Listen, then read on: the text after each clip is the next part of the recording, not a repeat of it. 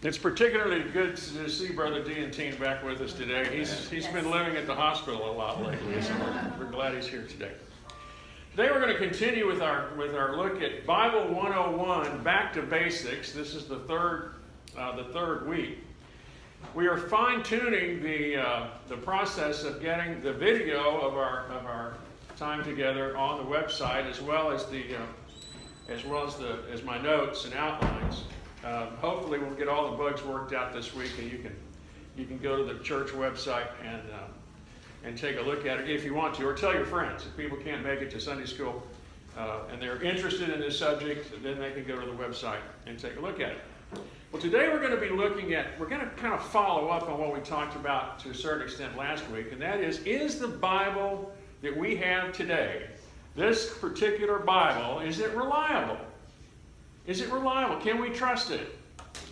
Amen. And please remember that at this point, we are trying to establish the historical reliability of the Scriptures, not its inspiration.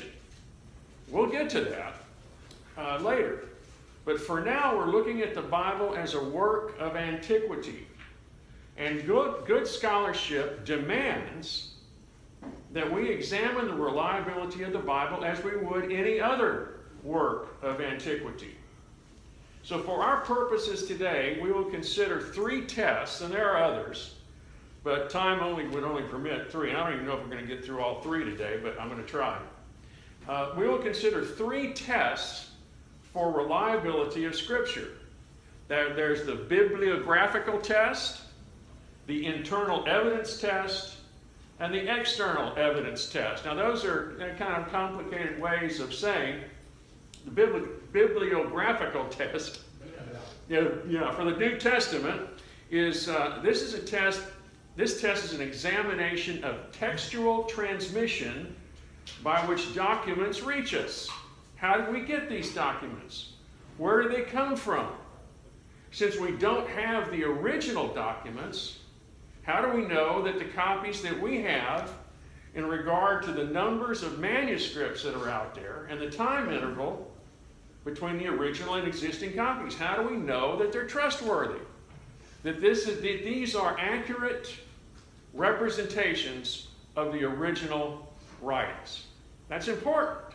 So this is called the bibliographical test. Now, there is a lot of manuscript evidence of the New Testament. Lots. There's 5,300 known Greek manuscripts of the New Testament. There's over 10,000 Latin Vulgate versions of the New Testament, and at least 9,300 other early versions. So there's a total of more than 24,000 manuscript copies of all or part of the New Testament. That's a lot of evidence. No other document of antiquity even approaches such numbers. The Iliad by Homer is second only with 653 manuscripts that still survive. And the earliest complete text dates from the 13th century. And we'll talk some more about these other, we'll talk about them right now, as a matter of fact. We're going to look at some other works of antiquity.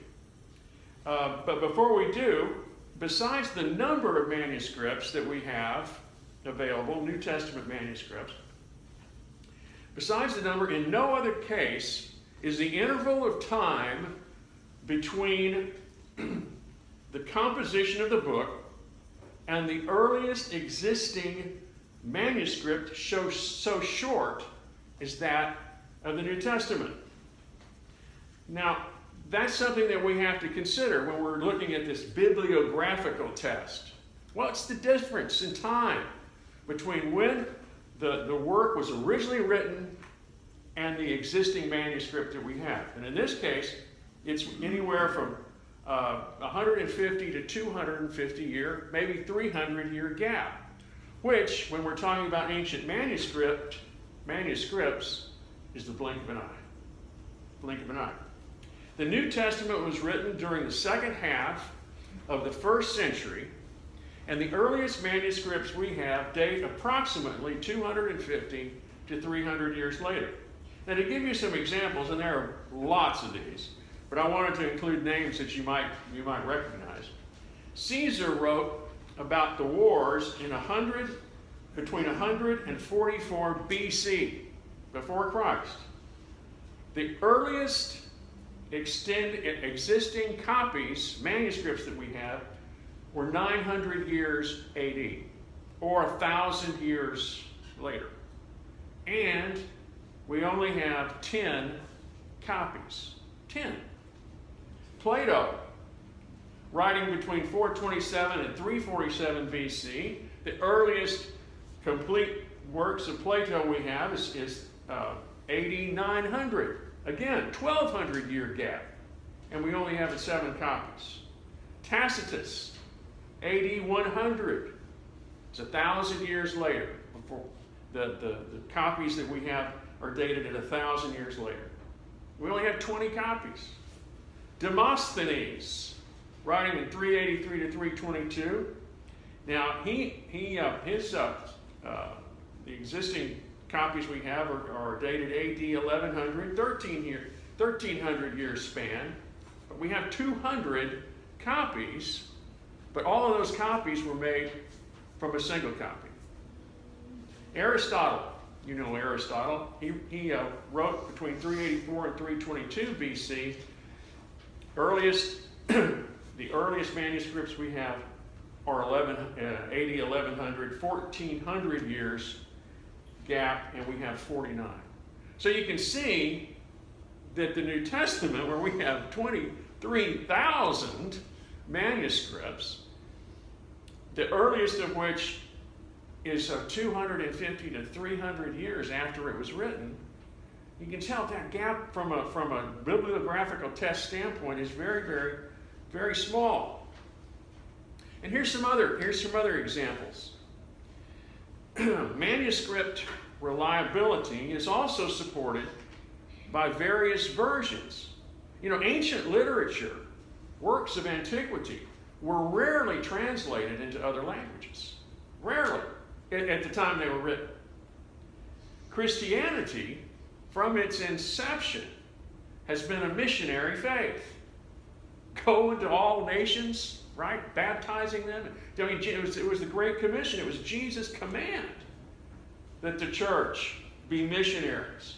The earliest version of the New Testament were prepared by missionaries to assist with their work among peoples whose native tongue was Syriac or Aramaic, Latin or Coptic. The missionaries, Paul, going to all around the Roman world, had to deal with people who spoke different languages. So at the very beginning of the New Testament, these versions were abundant in various languages. The Aramaic and Latin versions of the New Testament were made around 150 AD, very near the time of the originals. So, another point is that manuscript reliability is supported by the early church fathers in the 2nd and 3rd century. You ready for this? The entire New Testament, with the exception of 11 verses, could be recreated from the works of the fathers who wrote in the 2nd and 3rd century. It's virtually impossible. God, in His infinite wisdom, made it virtually impossible for the Bible to be stamped out. There's just too many copies of it. So we can depend on that because of all the time frame, the number of manuscripts we have, the various languages that it was translated into, and of course quotes by the church fathers. Now, what about the Old Testament? We talked a little bit about that last week, and there's quite a few. I don't want to take the time to look at all of it, but we talked last week a little bit about the Talmudists who were writing between AD 100 and 500, and the care that they took in copying the ancient manuscripts. Remember, we talked a little bit about that last week. The rules and regulations they followed. And the thing I found interesting was that, several things, but the copyist must sit in full Jewish dress, formal. He must wash his whole body and not begin to write the name of God except with a pen newly dipped in ink before he wrote the name of God. He had to bathe first. How many times is the name of God mentioned in the Old Testament? That's a lot of bathing, isn't it? Right? It's a lot. And here's one I found interesting. Should a king address him while writing that name, he must take no notice of him. Must ignore the king if he comes in and tries to talk to him while he's writing the name of God.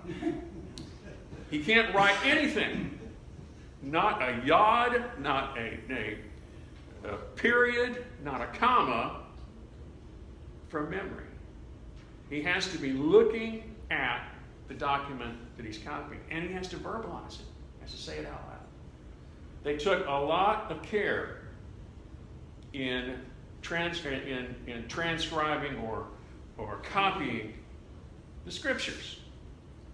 The roles in which these regulations were not observed were condemned to be either buried in the ground or burned, or they were banished to the schools to be used as reading books. They were not given the status of Scripture, but they did have value from an educational standpoint. That's what happened to a lot of the manuscripts. They didn't meet the requirements. Now, we have that. Then we have the Masoretic versions, another group of scribes, and they were even more diligent in the care that they took. For example, they numbered the verses, words, and letters of every book. So they knew exactly how many verses, how many words, how many letters. They calculated the middle word and the middle letter of each. And so when they went back and counted everything up, it had to measure up. It had to measure up. They enumerated verses which contained all the letters of the alphabet, or a certain number of them, and so on. They were indeed anxious that not one jot or tittle, that's a comma or a parentheses or something like that, no jot or tittle, nor any tiny part of the law should pass away or be lost. It was a complicated system, wasn't it? But they wanted to make sure they got it right. And then we have the witness of the Dead Sea Scrolls. And we talked about the Dead Sea Scrolls last week. You know, these were scrolls that were found in pots or clay, clay pitchers and vessels and things like that. And there were over 40,000 fragments that were found in a number of different caves close to the Dead Sea. And we think these were the Essenes, this group of holy men that stayed in this community called Qumran. They separated themselves. And the suggestion has been made that the reason that the scrolls were stored in these clay vessels and placed in the caves was to hide them from the Romans, because of the revolution that went on in 68 AD and the subsequent destruction of Jerusalem. Out of those 40,000 fragments, they've been able to put together 500 different books. Almost all of the books of the Old Testament are included in the Dead Sea Scrolls, but there's a lot more besides. There's the rules of a discipline, as they called it, for the community. There's a lot of other works that were found among the Dead Sea Scrolls. Now Isaiah, the Isaiah scroll is one that's pretty impressive. Of the 166 words in Isaiah 53, 53rd chapter of Isaiah has 166 words, but you didn't know that. There are only 17 letters in question. These are from the Isaiah scroll. 17 letters that are in question. 10 of these letters are simply a matter of spelling. And there are other minor, very, very minor differences between what we have today and the Isaiah scroll that was found at the Dead Sea. The Isaiah scroll, by the way, was 24 feet long. 24 feet long. And 10 inches high. It was a scroll, right? It went on and on and on and on and on. It's a big scroll. So it matches almost perfectly with the earliest texts that we have, the Masoretic texts. So the Dead Sea Scrolls did for biblical criticism what no amount of argument could do. I mean, here's evidence that our scriptures have remained intact from the Old Testament days. Then we have the Septuagint, which is a translation of the Hebrew scriptures into Greek. And it was dated around 250 BC. This is an interesting story. King Ptolemy, Philadelphia is his name, was king of Egypt between 285 and 246. Now the Ptolemies were descendants of a general Ptolemy that was under Alexander the Great. The Ptolemies took over Egypt. And this particular Ptolemy was very education-oriented. He was devoted to literature.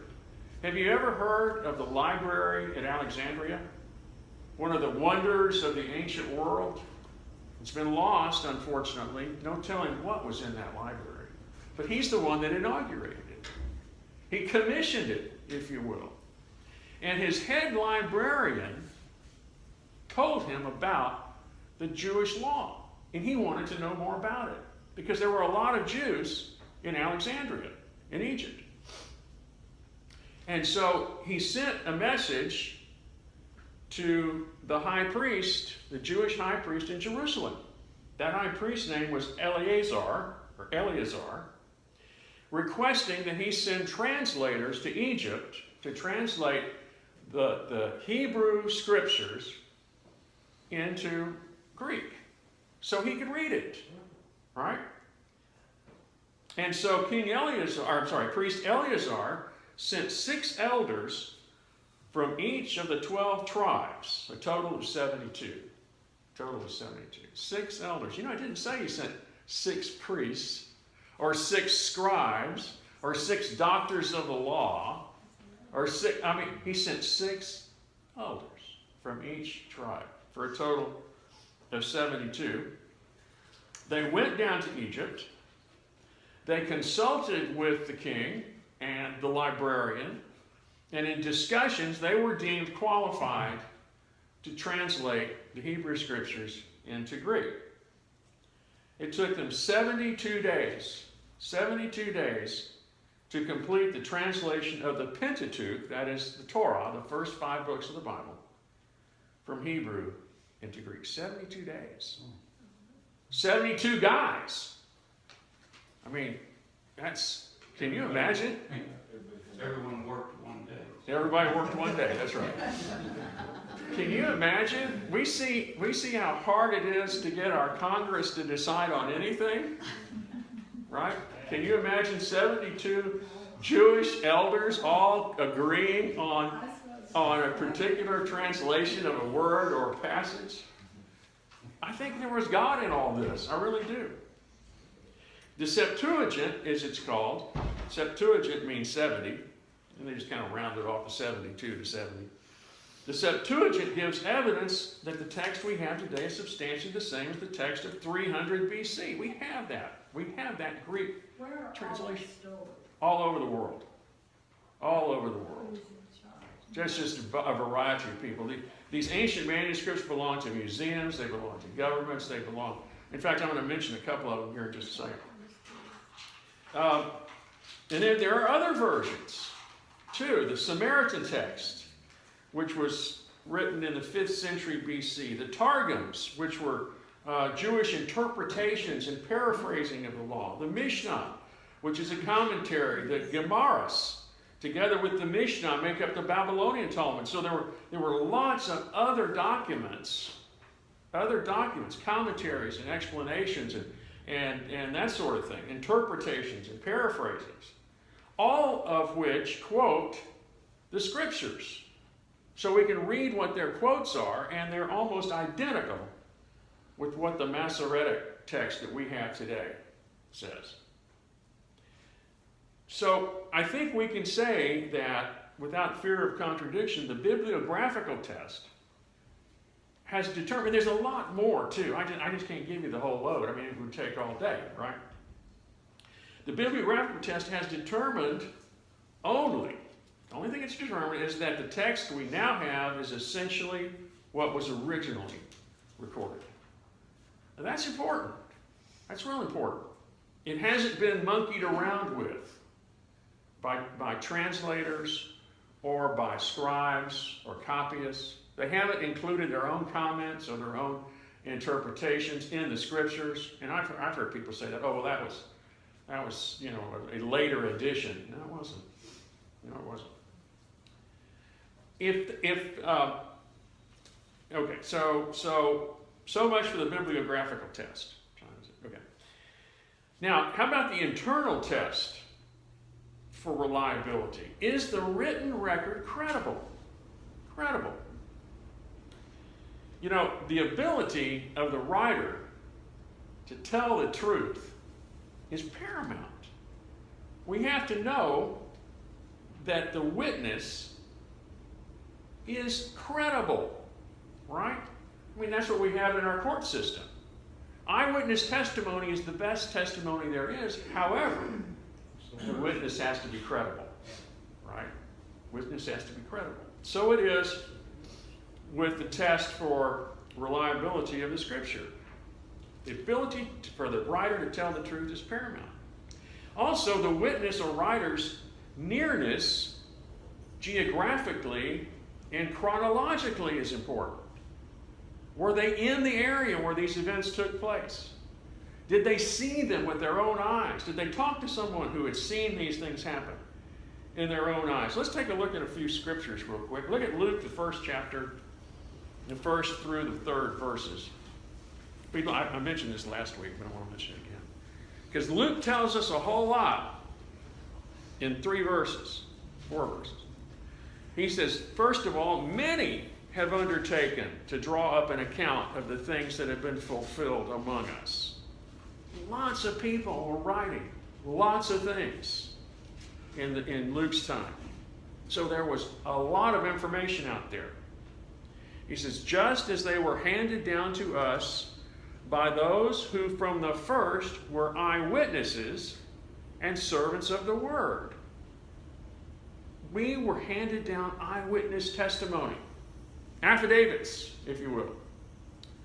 He says, therefore, with all these things being written and all these eyewitnesses being quoted, he says, therefore, since I myself have carefully investigated everything from the beginning, it seemed good also to me to write an orderly account for you, most excellent Theophilus.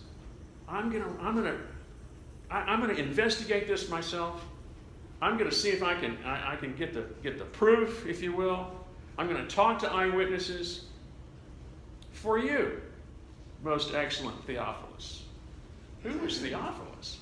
I mean, he must have been a pretty important guy, right? For Luke to sit down and write his gospel and address it to him. Pretty important, right? It's a Greek name, Theophilus. We don't know. Quite frankly, we don't know who Theophilus was. We find in a minute, he says that he's a Christian. He says, so that you may know the certainty of the things you have been taught. I've heard some people say that the book of Luke and then also the book of Acts was written by Luke as part of Paul's defense in Rome. We don't know who this Theophilus guy was, but he was most excellent, whatever that means. I suggest that if he's most excellent, he is probably a political ruler of some sort. His Excellence, the king, all that. Don't know. Point being, though, Luke says, I have searched this out myself. I have investigated everything myself. He says, it's reliable. You can count on it. Look at 2 Peter, first chapter, 16th verse, first chapter. 2 Peter 1:16, Peter says,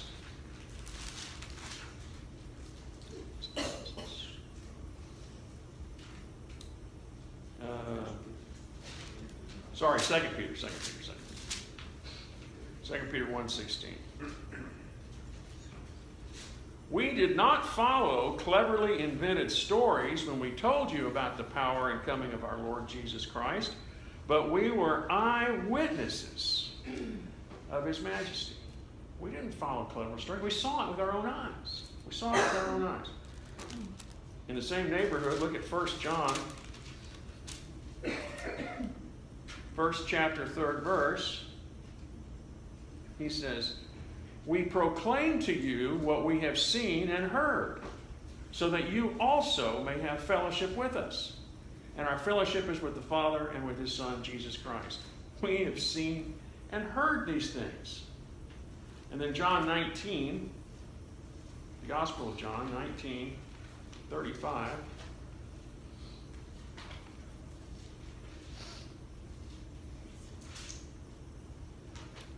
John is talking, and this is at the crucifixion of Jesus. He says, the man who saw it has given testimony, and his testimony is true. He's talking about himself. He knows that he tells the truth, and he testifies so that you also may believe. John said that a lot, by the way. I'm telling you all this so that you may believe. And then finally, look at Luke, the 3rd chapter, 1st verse. Now, this is really interesting. He says, Luke is very specific here. He says, in the 15th year of the reign of Tiberius Caesar, when Pontius Pilate was governor of Judea, Herod, tetrarch of Galilee, his brother Philip, tetrarch of Iturea, and Trachonitis, and Lysanias, tetrarch of Abilene, during the high priesthood of Annas and Caiaphas, the word of God came to John, son of Zechariah, in the desert. I mean, he gives you chapter and verse. He sets the historical framework for the ministry of John the Baptist. He says, and we know that these people all existed because we can look them up in other historical works. Interesting, isn't it? So we have here, and there's a lot more in the New Testament, people talking about being eyewitnesses. But the timing of the written accounts of Jesus' life were important. I said that they were written somewhere beginning around the middle part of the 1st century, extending through the end of the 1st century. And there were many of folks that were still alive when the accounts were written down, that were also witnesses. Paul says that Jesus appeared to, he talks about who Jesus appeared to after his resurrection. He says he also appeared to 500 of the brothers at the same time. And many of them are still alive. Go ask them what they saw, right? So there were many still alive when these accounts were written. And so the writers of the New Testament had to get the story straight. They had to have it accurate because hostile witnesses would have exposed them in a minute. And many of the events which occurred during the life of Christ, common knowledge. Look at Acts 2:22, day of Pentecost. Peter is talking to the crowds. You're familiar with this passage, I know.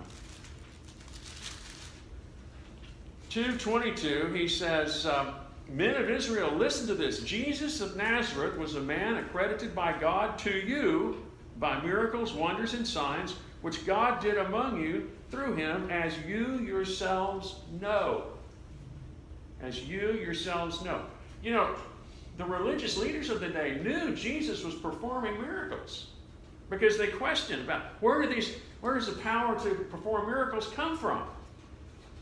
Well, it must come from Satan because he's not one of us. Jesus isn't one of us. See, they knew he was performing miracles. It was common knowledge. And then Acts 26, look at Acts 26. Acts 26, 24. And this is Paul before Festus. He says, at this point, Festus interrupted Paul's defense. You are out of your mind, Paul. For he shouted, your great learning is driving you insane. Have you know anybody whose great learning has driven them insane? I saw a guy on television this last week. I'm going to tell you about him. He says, I'm not insane, most excellent Festus, Paul replied. What I'm saying is true and reasonable. The king is familiar with these things. You know about this. You know about the things that have been going on right around you. He says, I am convinced that none of this has escaped his notice because it was not done in a corner. He says, and King Agrippa doesn't argue with that. He still refuses to believe in Jesus, but he knows about the miracles, about everything else. And finally, and like I said, there are lots to do, but finally, Matthew 28 is the most important common knowledge issue there is. Matthew 28, very end of Matthew, beginning at verse 11. This is after the resurrection. While the women were on their way, some of the guards went into the city and reported to the chief priests everything that had happened. When the chief priests had met with the elders and devised a plan, they gave the soldiers a large sum of money, telling them, you were to say, his disciples came during the night and stole him away while we were asleep.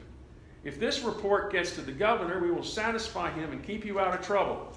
So the soldiers took the money and did as they were instructed, and this story has been widely circulated among the Jews to this very day. The tomb was empty. Everyone knew where it was. The Roman soldiers knew where it was. The Jewish soldiers knew where it was. The Jewish leadership knew where it was. Obviously, the apostles knew where it was. Everybody knew where the tomb was. That wasn't a secret. And everybody knew it was empty. That is we can look at that another time, but that is one of the most well-documented facts of history, is the empty tomb. You can't explain it away. You can't explain it away. Okay. Also, another reason why these writings are reliable is because if these guys had invented the story, they would not have included a lot of things that they included. For example, they would not have included the competition among the apostles for high places in the kingdom, right? Because it makes them look bad. They would not have included their cowardice after Jesus' arrest. Probably wouldn't have included Peter's denial. Wouldn't have mentioned the failure of Christ to work miracles in Galilee. Or the references of some to his possible insanity. Or his despairing cry on the cross. And many other things. I mean, that's one of the things I love about God's Word. It doesn't sugarcoat anything. They would have never had women as eyewitnesses. No. First. No. I mean, you go through the Bible from Genesis to Revelation, and we find our heroes, well, with all their warts, with all their scars, with all their shortcomings, detailed. You know, in most religious books with heroes, they're exalted, right? They're blameless. Not so with our Bible. It tells the truth. That a few simple men, and we'll close with this, that a few simple men should in one generation have invented so powerful and appealing a personality, so lofty an ethic, and so inspiring a vision of human brotherhood, would be a miracle far more incredible than any recorded in the Gospels. Now, I made you a promise a minute ago. I think we can say that skepticism regarding the historical credentials of Christianity is based upon an irrational, anti-supernatural bias. An irrational, anti-supernatural bias. Two things happened just this last week. I mean, and you can pick any week. It doesn't have to be this last week. There were two incidences that I saw in the news that I found rather interesting. One is a bench which offends atheists in Pennsylvania. Did you see that? You know what's written on the bench? Men who aren't governed by God will be governed by tyrants. And this atheist organization wants them to take the bench out because it's offensive. The name of God is offensive to atheists. You talk about an irrational, anti-supernatural bias.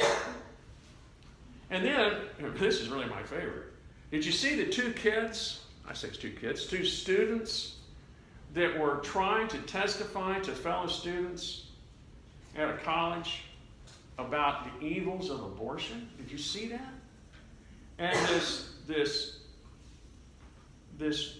idiot, that comes out, a teacher, they were denied their constitutional rights of free speech by an out-of-control gay teacher. I mean, he berated them. He yelled at them.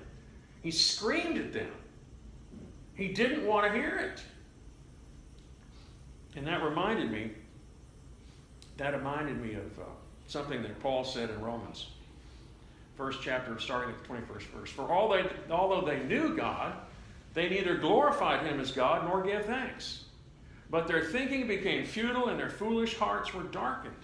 Although they claimed to be wise, they became fools and exchanged the glory of the immortal God for images made to look like mortal man and birds and animals and reptiles. Therefore, God gave them over in their sinful desires of their hearts to sexual impurity for the degrading of their bodies with one another. They exchanged the truth of God for a lie and worshipped and served created things rather than the Creator, who is forever praised. Amen. That could have been written day before yesterday. Is there anything new under the sun? Sadly, no. Sadly, no. Okay, we'll stop there. Next week, we're going to talk about archaeology. That's exciting, isn't it? Anyway, how about prayer time? Lance, you want to? I saw Dr. Coulter on Friday, and the plan was to move him to Spanish Meadows for rehab. And He's there now.